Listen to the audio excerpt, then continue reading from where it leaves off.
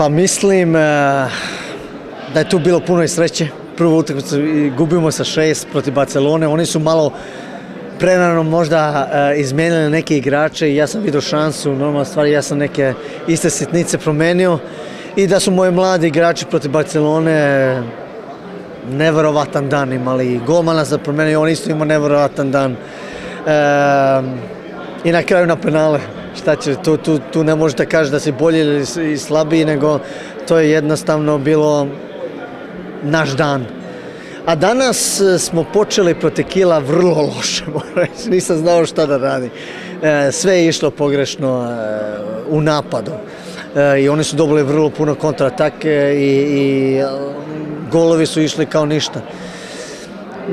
Onda sam samo mislio da trebamo da preživimo prvo vreme, da budem iskren. Što manje golova, da primimo i da u polovreme neke druge taktike izmislimo. I na kraju smo se vratili na 2 gola i u polovreme nešto popričali i eto. Ne znam ni to kako smo okrenuli, ali vrlo sam ponosan. Momci su nešto nevjerovatno danas napravili, naravno i sad stojimo ovdje kao šampioni lige.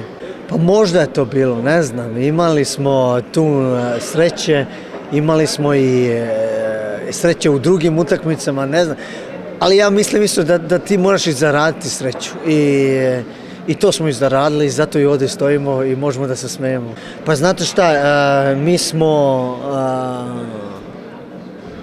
uvek pozitivni sa mom načina da vodim ekipu. Ja nikad se ne predajem dok nije kraj.